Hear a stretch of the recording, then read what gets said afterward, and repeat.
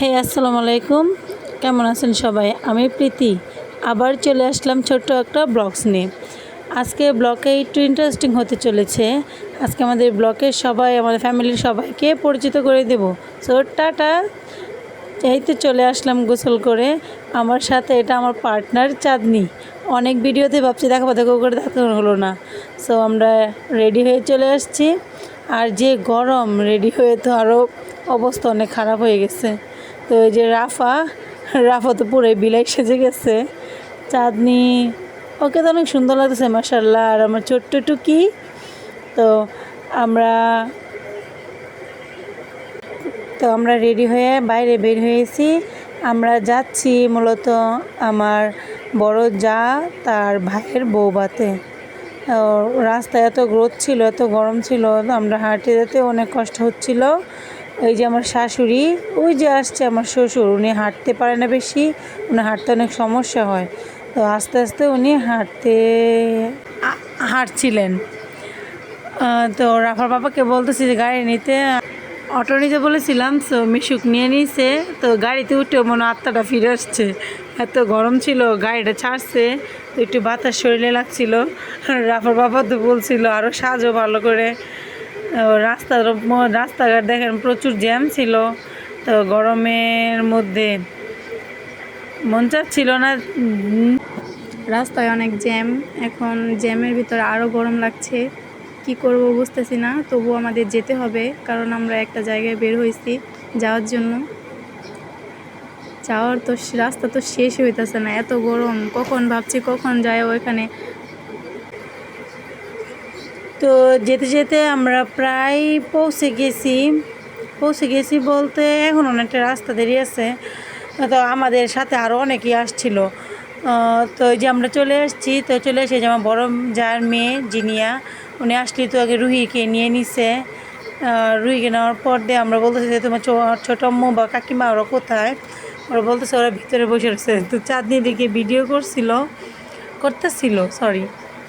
ওই যে আমার শাশুড়ি মা বলতেছে যে তোমরা ভিতরে এসে বসো, অনেক গরম। আর ভিতরে মোটামুটি আমার বড় ভাসুর চলে যাচ্ছে। তো ভিতরে তো ভাবছি যে আরও গরম লাগবে, আমাকে বাইরে দাঁড়াই, কয় না তোমরা ভিতরে যাও, ভিতরে ঠান্ডা লাগবে, যাও ঠান্ডা আছে। তো আমরা আস্তে আস্তে করে ভিতরে যাচ্ছিলাম, দেখি বাবা ওখানে দাঁড়া রয়েছে, মানে সিঁড়িতে। উনি তো হাঁটাচড়া বেশি করতে পারে না, সিঁড়িতে ওঠানামা করতে অনেক কষ্ট হয়ে যায় ওনার। তো সবাই মিলে আস্তে আস্তে ধরে ওনাকে নিয়ে যাচ্ছিলাম। তো গিয়ে দেখি যে ওই যে আমার বড় ভাসুরের মেজো ভাসুরের ছেলে সিয়াম, তারপরে যে জোনাকি ভাবি, এটা আমার ননদ সানজিদা, বড় ভাবি, এই যে আমার বড় জাল ছিল ওটা, মা বা বাবাকে ধরে নিয়ে আসতেছিল। ওই পিছনে বড় ভাইয়াও ছিল। বাবা বলতেছে কোথায় বসবো, আমরা বলতেছিলাম যে এখানে সামনে গিয়ে বসেন। তো ভাবি এবার সবার সাথে পরিচয় করে দিতেছিল। পরে তারপর আমরা সিটে বসে না দেখতেছি অনেক ভালোই লাগতেছিল। মানে এখানে যারা বসছিল সব আমাদের ফ্যামিলি মেম্বার।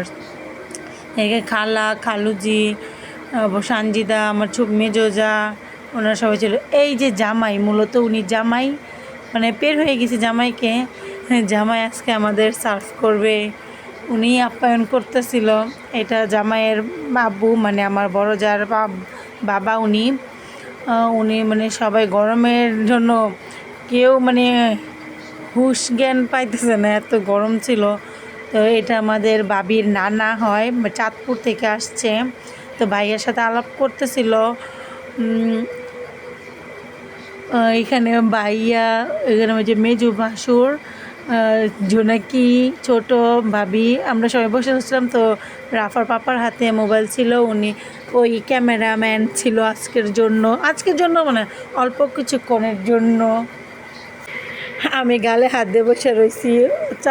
চাঁদনি উনি তো পোজ দেওয়ার মাস্টার। রাফা হাই দিতেছিল। তো মা বলতেছিল যে এখন কি বেশি গরম লাগতেছে? আমি কই না, এখন তো ভালোই ঠান্ডা লাগতেছে। মানে এতটুক জায়গার মধ্যে 3-4টা করে স্ট্যান্ড ফ্যান লাগাইছে। সে আরও বাইরে অনেক বাতাস ছিল। আর মূলত ওই প্যান্ডেলটা করছিল একদম নদীর, প্যান্ডেলের পিছনে ছিল সেটা ছিল একদম নদীর পাড়ের আবহাওয়া অনেক সুন্দর ছিল। উনি হচ্ছে যে আমাদের ভাত সার্ভ করছে বা পোলাও সার্ভ করতেছে, উনি ছিল ভাবির মামা। লোকটা অনেক ভালো ছিল, মানে সে আমাদের সাথে এত ভালো ব্যবহার করছে, এত ভালো আচরণ করছে, মানে উনি অনেক ভালো ছিল এক কথায় বলতে গেলে। রাফাকে বলতেছি কেমন লাগতেছে, খুব ভালো। এই যে আমাদের খালার খালুজি ওনারা খেতে বসে গেছে, অলরেডি খাচ্ছে, তো আমাকেও রাইস দিতেছে। রাফা বলতেছে আমাকে দেয় না কেন, আমি বলছি দিবে, তুমি একটু সবর করো। তো এখানে সে জোনাকি আমার মেজো জালের মেয়ে, উনি তো পোজদর মাস্টার একেবারে। তারপর আমাকে খাবার দিতেছিল, তো আমি আবার একটু ক্যামেরা বন্দি করতেছিলাম, অনেকে দেখি ক্যামেরা বন্দি করতেছে, তো আমি 4-5টা দেখে ওই যে একটু দেখেন ওই যে প্যান্ডেলের ফাঁক দিয়ে মা বলতেছে আর দিয়েন না দিয়েন না, আর খাবো না, অল্প একটু মার সাথে জোরাজোরি করতেছিল, ওই মামাটা অনেক ভালো ছিল। তো ওই যে আমি একটু ক্যামেরার পাশ দিয়ে ওই যে একটু দেখা যায় দেখেন, মানে আবহাওয়া যা আসছিলো অনেক সুন্দর লাগতেছিল, আর ওই দিক দিয়েই বাতাস আসছিল, মানে ফ্যানের বাতাস গায়ে লাগার আগেই ওই বাতাসটা লাগতেছে। তো আমি সবজি দিয়ে বা রোস্ট দিয়ে আমি খাওয়া শুরু করে দিছি।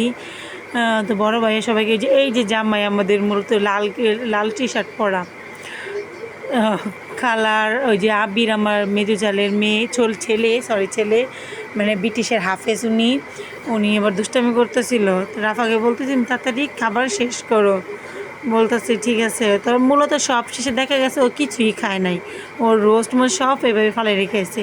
তো আমরা খাওয়া দাওয়া করে একটু বাইরে বেরিয়ে আসি, তো আবির ও রুহিকে নিয়ে ঘুরতেছিল, আমি কে দাও আমার কাছে, তুমি ফালাই দিবা। তারপর আমি ওকে নিয়ে নিয়েছি, সবাই কম বেশ বের হয়ে এখন রাস্তার মধ্যে বসে রয়েছে, গরমে পান খাচ্ছিল সবাই। তো এদিকে চাঁদনি আমরা মানে সবাই মানে দিনটা আগে এত গরম ছিল, এখন একটু ঠান্ডা ফালাই দিছে, আবহাওয়া একটু মানে সীমিত পর্যায়ে আসছে।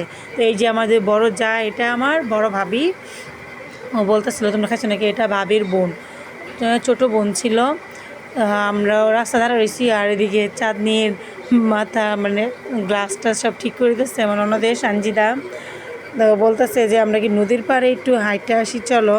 তো রাফা বাপ্পা ওই মধ্যে বের হয়ে আসছে, উনি বলতেছে, আমি বলতেছি রাফা কোথায়, রাফাকে তো দেখতে পারতেছি না। রাফা তো এদিকেই ছিল, রাফা কি বের হয়েছে নাকি। তো ভাবেন দেখেন, আমি আগে বেরোইছি, রাফা ওর সাথে খাওয়া দাওয়া করতেছিল, তো রাফাকে না বের করেই আগেও বেরিয়ে গেছে। এটা ভাবির আরেকটা বোন, এটা ভাবির আম্মু। ওনারা বলতে তোমরা গিয়ে বউ দেখে আসো, আমি কই ঠিক আছে। হ্যাঁ, আমি চাঁদনিকে সানজি থেকে ডাকতেছিলাম যে চলো বউ দেখে আসি। তো ছোটো ভাবিও আমার পিছনে আসতেছিল, আমি ভাবিকেও ডাক দিয়েছিলাম যে ভাবি চলো বউ দেখে আসি। তো ওইদিকে দেখা যাচ্ছে রাফা আসতেছে, তো রাফাকে নিয়ে আমরা কই বউ দেখতে চলে যাচ্ছিলাম। ও তো জুনাকিকে পেয়ে আর তো কিছুই বলার নাই ওনার জন্য। তো তারপরে আমি মা আর বাবাকে বলতেছি যে আপনারা বসেন এখানে, আমরা গিয়ে বউ দেখে আসি। তো ছোটো ভাই বলতেছে যে তোমরা গিয়ে দেখে আসো, আমি পরে দেখবো না। তো রাফা বলতেছে যে মাম্মা আমাদের এখানে 2টা ছবি তুলো। তো আমরা যে বউ দেখতে চলে যাচ্ছিলাম, বউ দেখতে গিয়ে তো বউর রুম খুঁজে পাচ্ছিলাম না, আরেকজনের রুমে উকি দিছি, বলছি বউ কোথায়। তারপরে আরেকজন বলতেছে যে বউ নিচের রুমে বসানো হয়েছে, মানে জায়গা তো অল্প, জায়গা কম, এত মানে মানুষের অনেক ভিড় ছিল। তো আস্তে আস্তে মানে অলিগলি ছিল অনেক, তো যেতে যেতে রাফাকে বলতে তুমি সাবধানে নামো। তো আমরা ভাবিদের ঘরে যাচ্ছিলাম, যাওয়ার পর সময় বলতেছি যে বউ কোন রুমে বসাইছে, পরে ভাবিদের রুমেই বসাইছে।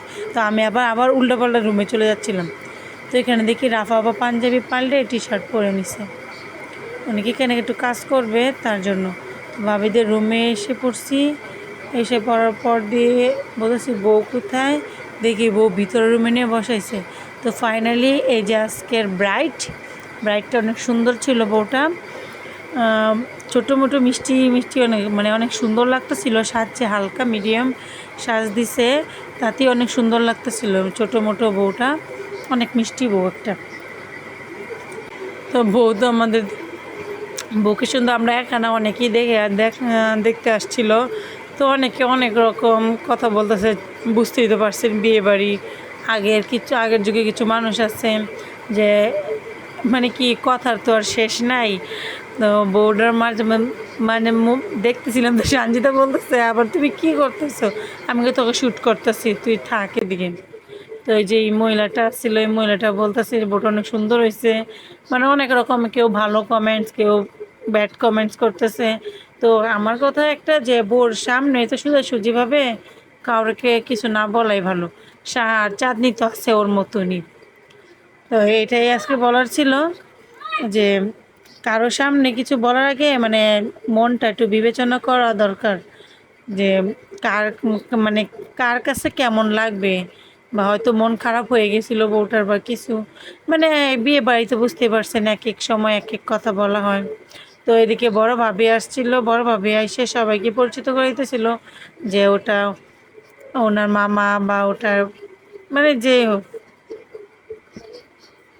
এক একজন এক এক রকম কথা বলতেছিল। তেমনি বউটার অনেক ভালো লাগছিল বউয়ের। তো চারিদিকে চাঁদ নিয়ে এসে নদীর পাড়ে কিছু ফুটেজ নিয়ে আসি। তো আমাকে ফুটেজ নেওয়ার জায়গা পাই না, ওদিকে কি সুন্দর কাশ ফুলটা ছিল, মানে ওদিকে ভিউটা অনেক সুন্দর ছিল, আর ওখানে এসে সেই রকম ভিউ তুলছে। ও তো একা একা ঘুরতে গেছে, আমাকে একটু নিয়েও গেল না, আমি তো ঘরেই বসেছিলাম। তো চাঁদনি গিয়ে ওখানে কিছু শ্যুট করে আসছে, কিছু ফটো মোটো তুলে আসছে। আনার পর সানজিদারও গিয়ে আনার পর দিয়ে তো আয়না ফোন দিছে, আমি তারপর আমাকে বলতেছে এদিকে সব বাচ্চা বাহিনী চলে আসছিল। তো ওই যে জিনিয়া তো সবার আগে আগেই দেয় দৌড়। তো রাস্তার মধ্যে উঠার পর দিয়ে আমি বলতেছি যে আমিও যাবো, তো আমি ছোটো বাবাকে নিয়ে নদীর পাড়ে একটু হাঁটতে যাচ্ছিলাম। তো ছোটো ভাই বলতেছে যে নদীর পাড়ে যেতে তো অনেকটা সময় লাগবে, তো আমি যাবো না।